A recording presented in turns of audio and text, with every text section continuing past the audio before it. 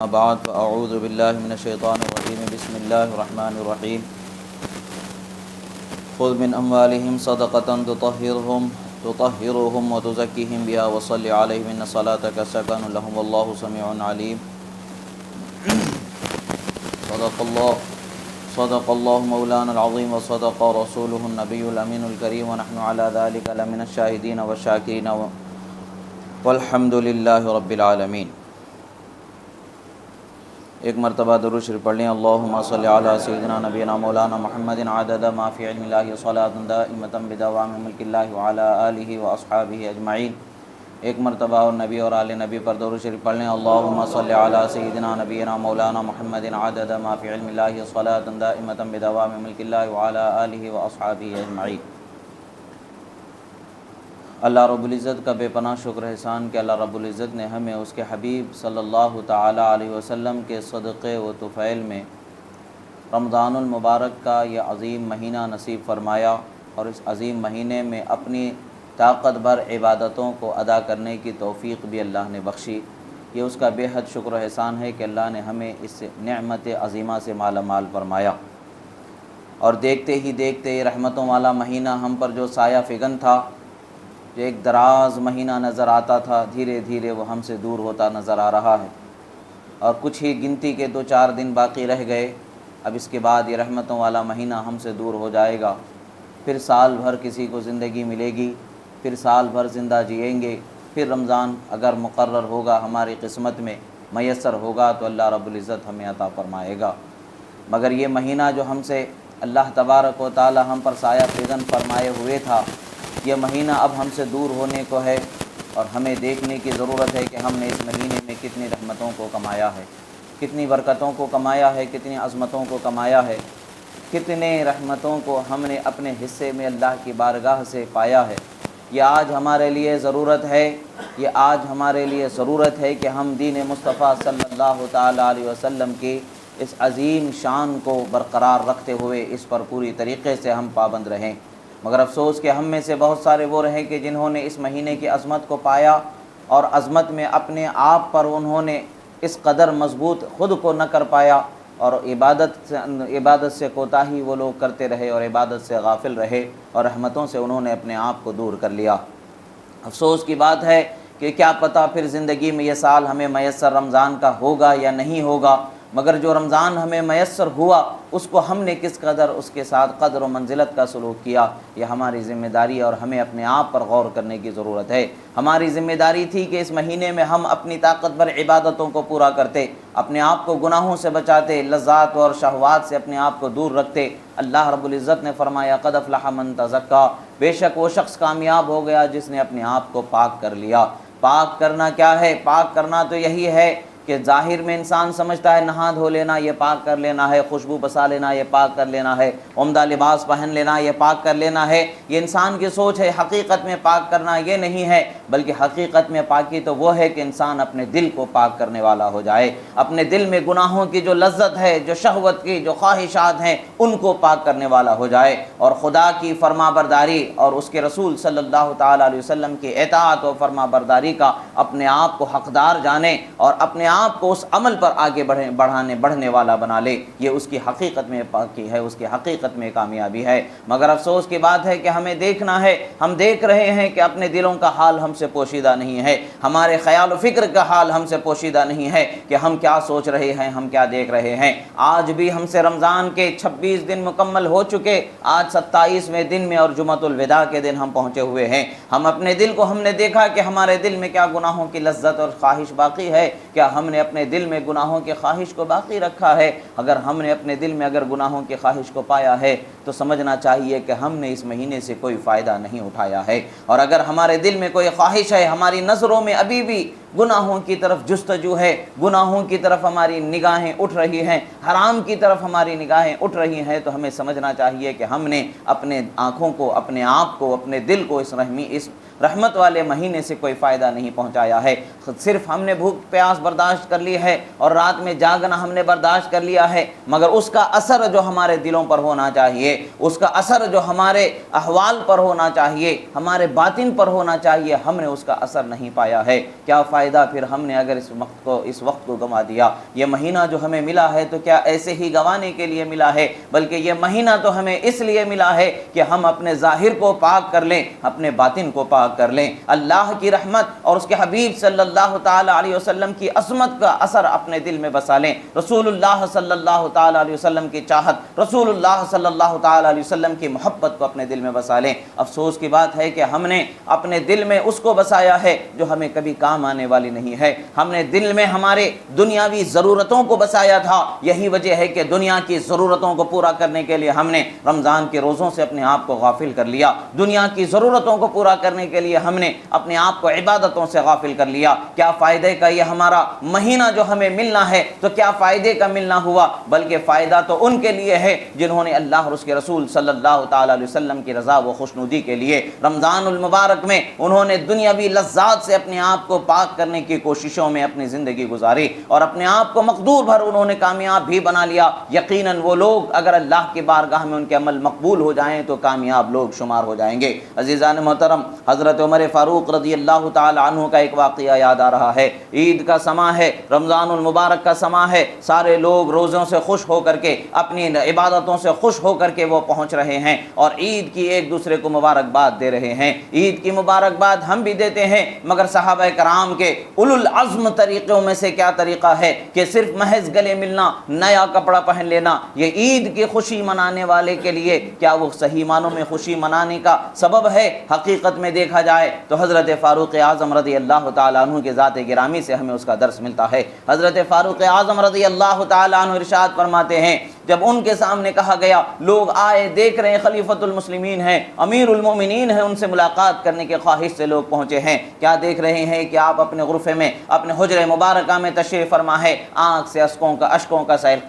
سیلاب بہ رہا ہے۔ لوگوں نے پوچھا، حضور کیا معاملہ ہے؟ آج کا دن تو خوشی کا دن ہے، اللہ تبارک و تعالیٰ نے ہمیں خوشیاں عطا فرمائی ہے، آج کے دن بھی آپ رو رہے ہیں، کیا بات ہے؟ آج کے دن بھی آپ افسوس کر رہے ہیں، کیا بات ہے؟ جواب میں آپ نے ارشاد فرمایا، خوشی اس کے لیے ہے، عید اس کے لیے ہے جس کے روزوں کو اللہ نے قبول فرما لیا ہے، خوشی اس کے لیے ہے جس کی عبادتوں کو اللہ نے قبول فرما لیا ہے۔ میں اس لیے رو رہا ہوں کہ کیا فائدہ، کیا معلوم کہ کل قیامت کے دن اللہ تبارک و تعالیٰ میرے روزوں کو اگر میرے ساتھ واپس کر دے، میرے پاس دے دے، کہے کہ عمر یہ تمہاری عبادت ہے، تمہارے روزے تم واپس لے لو، اس سے کوئی فرق نہیں پڑنے والا ہے۔ اگر میرے روزے مقبول نہ ہوں، اللہ کی بارگاہ میں قبول نہ ہوں، تو پھر میرا کیا حال ہوگا؟ حضرت امیر المومنین فاروق اعظم رضی اللہ تعالیٰ عنہ ہیں، وہ عظیم ہستی کے جس راستے سے گزر جائیں، شیطان اس راستے کو چھوڑ کر کے بھاگ جاتا ہے، گلی کو چھوڑ کر کے بھاگ جاتا ہے۔ وہ عظیم ہستی ہیں جن کو الناطق بالحق والثواب کہا جاتا ہے،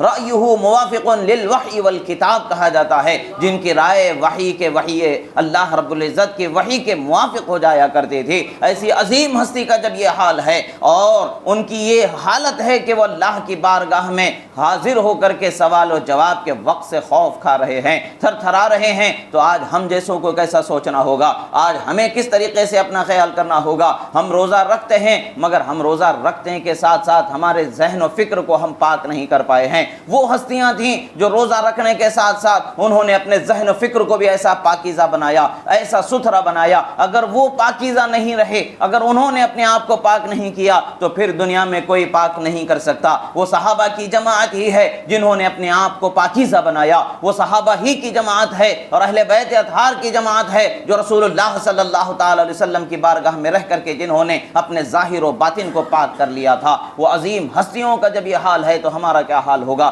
بلکہ ہمیں تو سوچنا چاہیے کہ ہمارے عمل کا معیار کیا ہے، ہمارے عمل کتنے ادھورے ہیں۔ ہمیں اپنے عمل کے معیار کی طرف توجہ کرنی چاہیے۔ ہمارا معیار کیا ہے؟ ہم نماز بھی پڑھ رہے ہوتے ہیں تو گھر میں پیسے ہم نے کہاں رکھے ہیں، گھر میں کون سی چیز ہم نے کیا رکھی ہے، بیپار میں ہم نے کیا کرنا ہے، آگے ہمیں کیا کرنا ہے، یہی ہمارا حال ہوا کرتا ہے۔ اور ہمیں روزے رکھ رہے ہیں تب بھی ہمیں کیا کھانا ہے، شام میں کیا پینا ہے، وہی خیال ہوتا ہے۔ ہمیں یہ فکر نہیں ہوتی ہے کہ ہمارے گناہ کیسے سرزد ہو چکے ہیں، ہمارے گناہوں کی معافی کیسے ہو سکتی ہے۔ ہمیں روزے کی حالت میں اپنے گناہ یاد نہیں آتے ہیں، بلکہ ہم کوئی اور چیز یاد کرتے ہیں، نعمتوں کو، آلائشوں کو، اور بھی بہت آسائشوں کو یاد کرتے چلے جاتے ہیں، مگر اپنے سے سرزد ہونے والے وہ افعال کی طرف ہماری نظر اور ہماری توجہ نہیں ہوتی ہے جو ہمارے لیے کامیابی کا سبب بن سکتی ہے۔ ہم اس طرف دیکھتے ہی نہیں ہیں جو ہمارے لیے کامیابی کی طرف لے جانے والی بات ہے، ہم ادھر جاتے ہی نہیں ہیں جو حقیقت میں کامیابی کی طرف لے جانا ہے، بلکہ ہم تو ادھر جا رہے ہیں جو ہمیں کبھی کام نہیں آنے والی ہے۔ یہ دنیا تو کبھی کسی کے ساتھ وفا کرنے والی نہیں ہے، یہ دنیا کی لذتیں، دنیا کی رنگینیاں، دنیا کی خوبصورتیاں کسی کے کام آنے والی نہیں ہے۔ انسان کو تو اللہ کی رضا کام آنے والی ہے، اللہ کی بارگاہ میں کامیاب ہونا ہے تو اللہ کی رضا و خوشنودی کو حاصل کرنا ہے، اس کے حبیب صلی اللہ تعالی علیہ وسلم کی رضا و خوشنودی کو حاصل کرنا ہے۔ یہی وہ چیز ہے جو انسان کو کامیابی سے ہمکنار کرنے والی ہے۔ مگر افسوس کی بات ہے کہ ہم اس طرف توجہ ہی ہماری نہیں رہی۔ آخر ہم نے زندگی گزار دی، کتنی گزاری، ہم نے کبھی یہ سوچا ہمارے سال زندگی کے کتنے گزر چکے ہیں، ہم نے کس قدر نمازوں کی پابندی کی ہے، کتنی نمازیں ہم نے قضا کی ہیں، کبھی ہم نے سوچنا بھی گوارا نہیں کیا ہے۔ اور جبکہ معلوم ہے کہ نماز ایک وقت کی قضا کر دینا اللہ کی بارگاہ میں بہت بڑی سزا کا حقدار ہو جاتا ہے، وہ شخص بہت بڑی سزا ہو سکتی ہے۔ روایتوں میں آتا ہے کہ اللہ اگر چاہے تو اتنا عذاب دے سکتا ہے، چاہے تو معاف کر سکتا ہے۔ 80,86,00,000 برس کم و بیش ایک وقت کی نماز کو قضا کرنے کا عذاب ہو سکتا ہے، اور کم ہو سکتا ہے، زیادہ ہو سکتا ہے، خدا بہتر جانے، مگر یہ ہے کہ اتنا عذاب ہوگا کہ اس عذاب کا ہم اندازہ ہی نہیں لگا سکتے ہیں۔ بسا اوقات روایتوں میں ایک عدد کو ذکر کیا جاتا ہے تو وہ عدد معدود کے لحاظ سے متعین ہوتی ہے، مگر کبھی کبھی کیا ہوتا ہے ایک عدد کو ذکر کر دیا جاتا ہے تو وہ اس کا معدود متعین نہیں ہوتا ہے، بلکہ کثرت پر، زیادتی پر اس کا اطلاق ہوتا ہے، زیادہ، بہت زیادہ ہونے کی طرف اس کی توجہ دلائی جاتی ہے۔ اسی طریقے سے اسی قسم کی روایات میں یہ روایات بھی آتی ہیں، یعنی بہت زیادہ عذاب ہو سکتا ہے، بہت زیادہ عذاب ہو سکتا ہے، اور اگر خدا چاہے ایک دن کا بھی اعتبار کر لیا جائے تو ہم 5 سیکنڈ آگ کے انگاروں کو اپنے ہاتھ پر نہیں رکھ سکتے ہیں۔ پورا بدن اگر جل جائے تو جل کر کے جو مر چکے ہیں ان کو پوچھیں مرنے سے پہلے ان کی حالت کیا ہے تو وہ بتائیں گے ان کے سوائے ہا ہا ہا کے کوئی آواز نہیں نکلے گی، سوائے اپنی تکلیف اور درد کے احساس کے کوئی آواز نہیں نکلے گی۔ ایک وقت کا یہ حال ہے، چند لمحے جلنے کا یہ حال ہے، تو وقت ایسا گزر سکتا ہے 50,000 سال کا ایک دن ہو سکتا ہے، اور 50,000 سال کا ایک دن حشر کا ہوگا، اور عذاب دیا جانا ہے۔ اگر وہ حشر کے دن کا اعتبار کر کے اللہ تعالیٰ عذاب دے دے، 50,000 سال کا ایک دن ہو جائے، اور اس طریقے کے ایک دن کا بھی اگر عذاب ہو جائے تو کیا حال ہوگا؟ اگر 12 گھنٹے کا بھی حساب لگا کر کے دیکھ لیا جائے تو وہ ایک دن کا بھی عذاب کیا ہم برداشت کر سکتے ہیں؟ کیا 12 گھنٹے بھی کیا ہم آگ میں جلنا برداشت کر سکتے ہیں؟ ہم کیا ایک لمحہ بھی آگ میں جلنا برداشت کر سکتے ہیں؟ ہمارے بدن ہرگز اس کی طاقت نہیں رکھتے ہیں، ہم ہرگز وہ سزا کو برداشت نہیں کر سکتے ہیں، وہ سزا کو ہم جھیل نہیں سکتے ہیں۔ جب وہ سزا کو ہم جھیل نہیں سکتے ہیں، جبکہ ہمارا سامنا ضرور ہونا ہے حساب و کتاب سے، ہمارا سامنا ضرور ہونا ہے اللہ تبارک و تعالیٰ کی بارگاہ میں سوال و جواب ہونا ہے، ہمارے نام اعمال تلنا ہے، اور ہمارے عملوں کا حساب لگایا جانا ہے، اور ہم تو کیا ہمارے جسم کے، ہمارے بدن کے رونگٹے اللہ تعالیٰ کی بارگاہ میں گواہی دیں گے کہ ہم نے کیا کیا کیا ہے، کیا کیا نہیں کیا ہے۔ اس وقت پر جب حال کیا ہوگا، جہنم اپنے پورے آب و تاب جیسے کہا جائے، یعنی اپنی پوری توانائی کے ساتھ دہک رہی ہوگی، اور اس کے شعلے لپک لپک کر کے کناروں تک پہنچ رہے ہوں گے۔ کیا ہمیں اس جہنم کی آگ سے آج بھی ڈر نہیں لگتا ہے؟ تو ہمیں سمجھنا چاہیے کہ ہم نے رمضان کے مہینے سے صحیح معنوں میں اپنے آپ کو فائدہ نہیں پہنچایا ہے، جبکہ یہ مہینہ ہے جہنم سے آزادی دلانے والا مہینہ ہے، جہنم کی آگ سے بچانے والا مہینہ ہے۔ اس مہینے کا روزہ الصوم جنۃ من النار فرمایا ہے، یعنی روزہ انسان کے لیے جہنم سے جلانے سے بچنے والی ڈھال اللہ تبارک و تعالیٰ نے عطا فرمایا ہے۔ تو ہم نے اس ڈھال کو اپنے لیے کس قدر کارآمد بنایا ہے؟ کیا واقعی ہم اس کے حقدار بنے ہیں؟ اس پر ہم نے آج تک سوچا نہیں ہے، توجہ نہیں کی ہے، فکر نہیں کی ہے۔ کیا فائدہ ہم ایسے ہی عام زندگی جانوروں کے جیسا کھانا پینا گزار دینا ہم نے گزار دیا، اور آج بھی گزر چکا ہے، اور کل بھی ایسے ہی گزار دیں گے تو پھر بھی کیا حال ہوگا؟ یاد رکھیں اللہ تعالیٰ کی بارگاہ میں توبہ کرنے والے کے لیے ہر وقت توبہ کا دروازہ کھلا ہے۔ قیامت قیامت سے پہلے بند ہونے والا ہے، قیامت ابھی آئی نہیں ہے،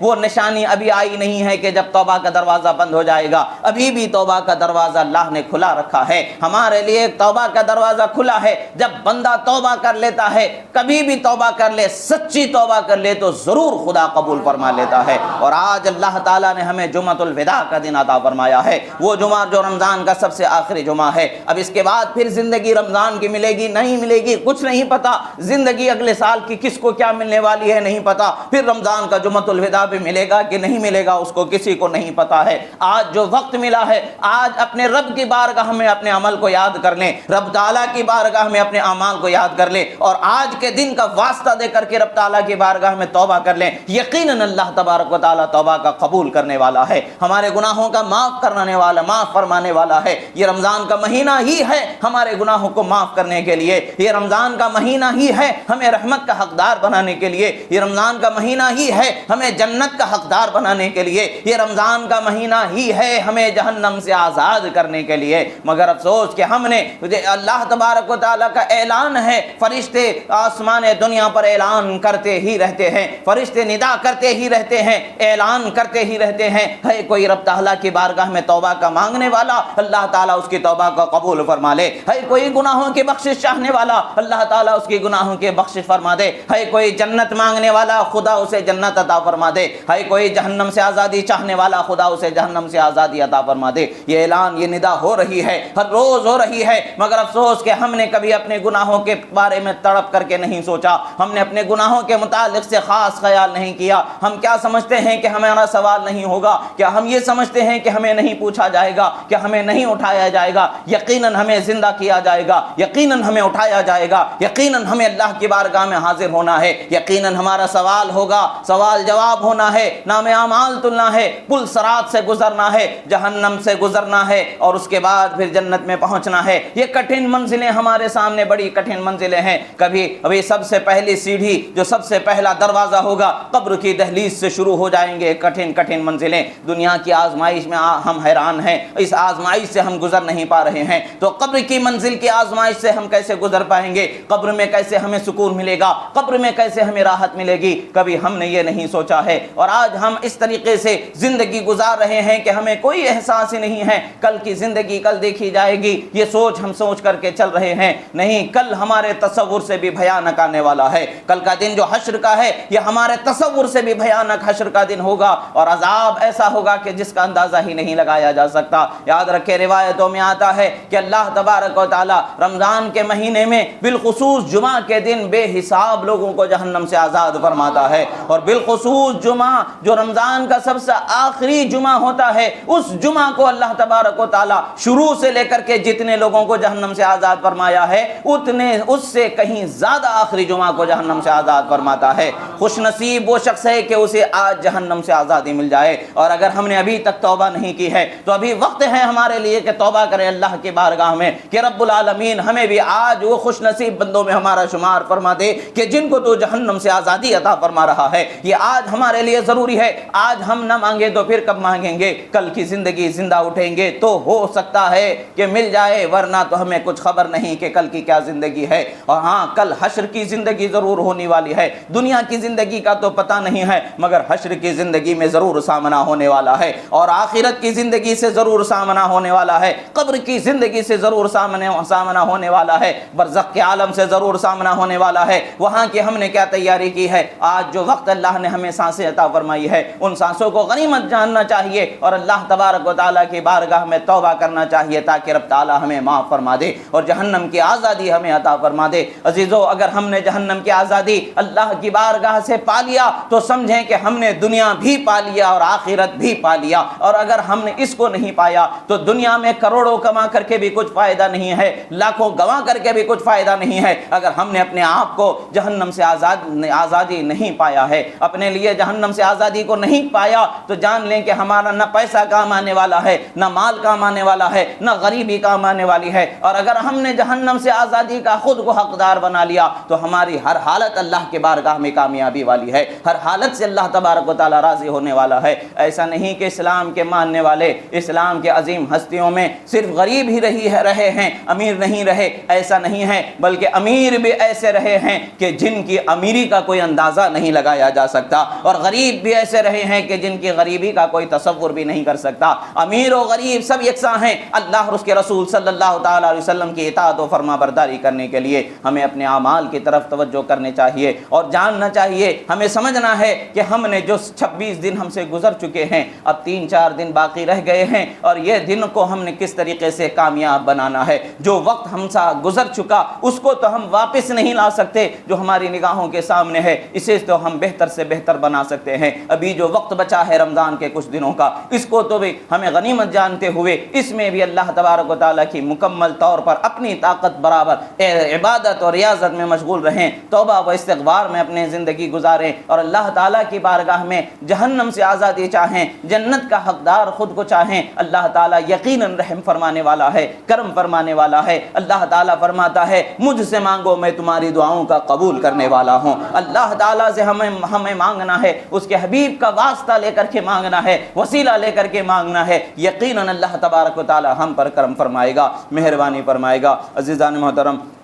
ہم سے جو رمضان المبارک کے روزے داروں سے جو کچھ بھی چھوٹے موٹے جو لغزشیں سہو بھول چوک ہو جاتی ہیں ان کو معاف کرنے کے لیے اور ہمارے روزوں کے قبول ہونے کے لیے رسول اللہ صلی اللہ تعالیٰ علیہ وسلم نے روزے داروں پر ایک چیز کو لازم فرمایا، واجب فرمایا، وہ ہے صدقہ فطر جسے کہا جاتا ہے۔ صدقہ فطر لوگوں پر واجب کیا گیا ہے۔ رسول اللہ صلی اللہ تعالیٰ علیہ وسلم سے روایت مبارکہ ہیں کہ آپ نے مکہ کی گلیوں میں بعض صحابہ میں سے کسی صحابی کو آپ نے بھیجا اور اعلان فرمایا کہ ہر آزاد مسلمان، مرد، عورت، عاقل، بالغ، غلام، سب پر اللہ کے رسول صلی اللہ تعالی علیہ وسلم نے فرمایا کہ سب پر صدقہ فطر واجب کر دیا گیا ہے۔ اب یہاں پر صدقہ فطر کو واجب فرمایا گیا۔ صدقہ فطر واجب ہونے کے لیے انسان کا اس دن کے لیے صرف صدقہ فطر یعنی عید الفطر کے دن اتنا مال والا ہونا کافی ہے کہ جتنے سے اس پر زکوٰۃ واجب ہو سکتی ہے، یعنی 52.5 تولہ چاندی یا 7.5 تولہ سونا۔ اگر اس کی قیمت میں سے کوئی قیمت کا مال تجارت حاجت اصلیہ سے زائد کوئی اس کے پاس مال ہے، پیسہ ہے، تب بھی اس پر صدقہ فطر واجب ہو جاتا ہے، اور اس کے بچوں کی طرف سے بھی اسے ادا کرنا ہے، اس کے غلاموں کی طرف سے بھی اس کو ادا کرنا ہے۔ اور یاد رکھیں کہ صدقہ فطر کے ادا کرنے کے لیے بہت سارے لوگ یہ سمجھتے ہیں کہ ہمیں صدقہ فطر ادا کرنے کے لیے صدقہ فطر میں ہمیں صدقہ فطر میں ہمیں کس چیز کا اعتبار کرنا چاہیے، صدقہ فطر ادا کرنے کے لیے ہمیں کیا کرنا چاہیے۔ بہت سارے لوگ یہ سمجھتے ہیں کہ بھئی ہم کھانے پینے کی جو چیزیں کھاتے پیتے ہیں، جیسے چاول ہو گیا، جیسے اور بھی دوسری چیزیں ہو گئیں، تو کیا ہم جو کھاتے پیتے ہیں وہی ہمیں دینا چاہیے۔ یہ سمجھ ہوتی ہے، یہ سوچ ہوتی ہے۔ سب چیز میں صدقہ فطر سب چیز میں دیا جا سکتا ہے، مگر اس کا ایک پیمانہ متعین ہے، اس کا ایک ضابطہ اور ایک قاعدہ مقرر ہے۔ اللہ کے رسول صلی اللہ تعالی علیہ وسلم سے جو احادیث مبارکہ صدقہ فطر کے واجب ہونے کے روایت میں آتی ہیں، اس کے حوالے سے فقہاء کرام نے جو ضابطہ متعین فرمایا ہے، جو ضابطہ بتایا ہے، جیسا کہ فتاوی شامی اور فتاوی ہندیہ کے اندر اس کی تفصیل موجود ہے۔ وہ تفصیل کیا ہے کہ صدقہ فطر کو جو واجب کیا گیا ہے وہ گیہوں پر، جو پر اور کھجور پر اور کشمش پر اس کو واجب کیا گیا ہے۔ کشمش ہو یا گیہوں ہو یا جو ہو، یا اس کے کشمش، گیہوں، جو اور کھجور پر واجب کیا گیا ہے۔ ایک روایت میں پنیر کا بھی لفظ آیا ہے، اس پر اس کو واجب کیا گیا ہے۔ اب جن چیزوں کے ذکر کے ساتھ جس چیز کو واجب کیا گیا ہے، اب صدقہ فطر کے ادا کرنے میں انہی چیزوں کی جو مقدار متعین ہے اسی قیمت کا اعتبار کیا جائے گا۔ جیسے آدھا سا گیہوں جو دیا جانا متعین ہے، تو یہ آدھا سا گیہوں جو دیا جائے گا تو آدھا سا گیہوں کی قیمت میں جتنے چاول، اگر آپ کسی کو چاول صدقہ فطر میں دینا چاہتے ہیں تو آپ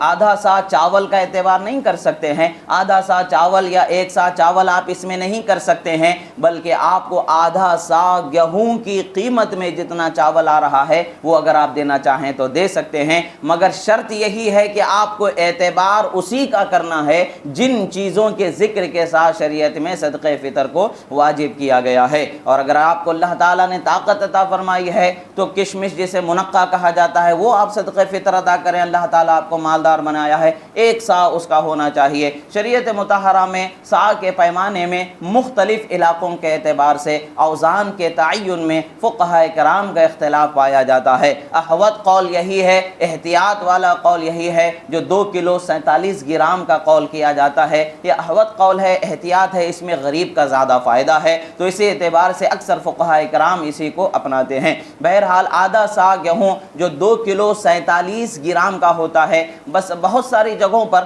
علاقے کے اختلاف سے اور وہاں کے وزن جو چلتا ہے اس علاقے میں، اس کے وزن سے اس میں کچھ کم و بیشی فقہاء کرام نے نقل فرمائی ہے، مگر احوط قول یہی ہے کہ 2 کلو 47 گرام گیہوں جو آدھا سا کا اعتبار ہوتا ہے اس کو گیہوں کے اعتبار سے صدقہ فطر دیا جائے۔ فقہاء کرام فرماتے ہیں کہ اس میں قیمت دینا زیادہ بہتر ہے، اور جیسا کہ فتاوی ہندیہ، فتاوی شامی وغیرہ میں فرمایا گیا، یہی مفتابی قول ہے کہ اس کو دیا جانا چاہیے، یعنی قیمت دے دینا بہتر ہے کہ فقیر کے لیے، غریب کے لیے وہ چیز زیادہ اس کی مددگار ہوگی کہ پیسے اس کو مل جائیں گے، اس کی ضرورت کیا ہے وہ اپنی ضرورت کو پورا کرے گا، کپڑے کی ضرورت ہے کپڑے سے پورا کرے گا، کھانے کی ضرورت ہے کھانے سے پورا کرے گا، جو اس کی ضرورت ہے وہ اپنی ضرورت اس پیسے سے پورا کرے گا، تو یہ اس کے لیے زیادہ فائدہ مند چیز ہے۔ تو صدقہ فطر میں اعتبار یہ کیا جائے گا ایک اعتبار سے کہ جو غریب کا فائدہ جس چیز میں زیادہ ہو اس کا اعتبار زیادہ ہونا چاہتا ہے، اس کا خیال لحاظ رکھا جاتا ہے۔ عام طور سے جو سب لوگوں کو دیا جانا ہے، جو سب لوگ دے سکتے ہیں وہ گیہوں ہے، تو زیادہ تر فقہاء کرام گیہوں ہی کا جو بازار میں جو ریٹ ہوتا ہے اس کے اعتبار سے اس کا اندازہ لگا کر کے اس کی قیمت کا اعلان کیا جاتا ہے تاکہ لوگوں کو ادا کرنے میں آسانی ہو۔ اگر آپ منقع دینا چاہ رہے ہیں تو 1 سا منقع ہوگا، اور 1 سا کا وزن ہوگا 4 کلو 94 گرام اس کا ایک وزن ہوتا ہے، یعنی تقریباً سمجھیے کہ آپ 4 کلو 100 گرام کے قریب آپ اس کو سمجھ سکتے ہیں۔ آپ اس کو دینا چاہیں ضرور دے سکتے ہیں، غریب کا اس میں زیادہ فائدہ ہے۔ آپ اس قیمت سے جو پیسے، جتنے پیسوں میں اتنا آپ کو منقع ملتا ہے اتنے پیسے آپ غریب کو دیں۔ اگر اللہ نے آپ کو نوازا ہے تو بہت بڑے ثواب کی بات ہے، بہت بڑی عظمت کی بات ہے۔ گیہوں کے اعتبار سے اگر آپ دینا چاہیں تو دے سکتے ہیں۔ تو گیہوں کی قیمت جو آج مارکیٹ میں، ہمارے اطراف میں جو مارکیٹ میں جو قیمت ہے اس کے اعتبار سے 2 کلو 47 گرام کے 82 روپے، 80 پر 2 روپے اس کی قیمت ہو رہی ہے۔ تو ہر شخص کو اپنے اپنے طرف سے نکال کر کے غریب لوگوں کو اپنے پاس پڑوس میں دیکھیں، اپنے اطراف میں دیکھیں، غریب لوگ ہیں تو انہیں ضرور دیں، اپنے رشتہ داروں میں کوئی غریب ہیں تو انہیں بھی دیں۔ ہاں یاد رکھیں کہ اپنے اصول و فروع کو نہیں دیا جا سکتا ہے، یعنی اپنی اولاد کو نہیں دے سکتے ہیں، اور اب آپ جن کی اولاد ہیں باپ دادا، اسی طریقے سے دادا دادی نانا نانی، ان کو نہیں دے سکتے ہیں، اور آپ اپنے بچوں کو نہیں دے سکتے ہیں۔ اس کے علاوہ دوسرے رشتہ داروں کو قریبی آپ دینا چاہیں، غریب اگر ہیں تو انہیں دے سکتے ہیں۔ یہ ضرور نہیں کہ آپ دیتے وقت پر بول کر کے ہی دیں۔ ہاں یاد رکھیں کہ جس کو دیا جا رہا ہے وہ سید زادہ نہ ہو، سید زادے کو زکوٰۃ اور فطرہ نہیں دیا جا سکتا ہے۔ غیر سید زادے کو زکوٰۃ اور غیر سید کو زکوٰۃ اور فطرہ دے سکتے ہیں۔ اس کا شرط کیا ہے؟ اس کا غریب ہونا شرط ہے۔ غریب ہونے کا مطلب کیا ہے کہ نہ اس پر صدقہ فطر واجب ہو نہ اس پر زکوٰۃ واجب ہو، تو ایسے شخص کو صدقہ فطر آپ دے سکتے ہیں۔ عید کے دن واجب ہوتا ہے، عید کے دن سے پہلے بھی اگر آپ دینا چاہیں تو دے سکتے ہیں، کوئی مسئلہ نہیں ہے۔ اور اگر عید کا دن چوک جاتا ہے تو یہ اس طریقے کی تاخیر نہیں کرنی چاہیے، اس طریقے کا تاخیر کرنا غلط ہے۔ ہاں مگر آپ کو دینا باقی ہی رہے گا، آپ جب بھی دیں گے وہ صدقہ فطر ادا ہی ہوگا، دینا ضرور رہے گا، آپ کو دینا ہی رہے گا۔ اس دن عید کے دن بھی اگر کوئی بچہ اگر پیدا ہو جائے تو اسے اس کے طرف سے صدقہ فطر دینا ہوگا، اور اگر عید کے دن صبح صادق سے پہلے کوئی شخص مر جاتا ہے تو اس پر صدقہ فطر واجب نہیں ہوتا ہے، اس کی طرف سے صدقہ فطر دینا ضروری نہیں ہوتا ہے۔ ہاں جو زندہ ہیں یا اس دن جو پیدا ہو جائیں ان کو ضرور ان کی طرف سے صدقہ فطر دینا واجب رہے گا۔ یہ ہمارے گناہوں کو دھونے والا سبب ہوتا ہے۔ روایت میں آتا ہے کہ مقام اجابت کے اور آسمان دنیا کے درمیان ہمارے روزے معلق ہوتے ہیں، قبول نہیں ہوئے ہوتے ابھی جب تک کہ ہم صدقہ فطر ادا نہیں کرتے ہیں۔ صدقہ فطر ادا کر دیتے ہیں تو ہم سے چھوٹے موٹے جو اس میں بھول چوک سہو لغزش خطائیں ہوئیں اللہ تعالیٰ اس صدقے کی برکت سے معاف فرما دیتا ہے اور ہمارے روزوں کو قبول فرما لیتا ہے۔ تو ہمارے روزوں اور عبادتوں کے قبولیت کے لیے صدقہ فطر کے اندر کوتاہی کمی نہیں کرنی چاہیے، ضرور صدقہ فطر نکالیں۔ اور اس کی تفصیل مزید اور بہت ساری تفصیلات ہیں، اگر کسی کو کسی طریقے سے مزید سمجھنے کی ضرورت ہے تو ہم سے آ کے رابطہ کریں، انشاءاللہ انہیں اس مسئلے کو سمجھایا جائے گا۔ عمومی طور پر جتنا سہل، جتنے طریقے سے عام طور پر جتنا ضروری ہے اتنا بتایا بتایا گیا ہے۔ اللہ تبارک و تعالیٰ کی بارگاہ میں دعا ہے جو کہا گیا سنا گیا، اس میں کہنے میں سننے میں جو غلطی ہوئی اللہ تعالیٰ اسے معاف فرمائے، جو صحیح و درست کہا گیا اللہ تعالیٰ اسے قبول فرمائے اور ہماری عبادتوں کو قبول فرمائے، ہمارے روزوں کو قبول فرمائے، ہماری توبہ کو قبول فرمائے۔ پروردگار ہم گناہ گار ہیں مولا، ہمارے گناہوں کو معاف فرما، ہم خطا کار ہیں مولا، ہماری خطاؤں کو معاف فرما، ہم پریشان حال ہیں مولا،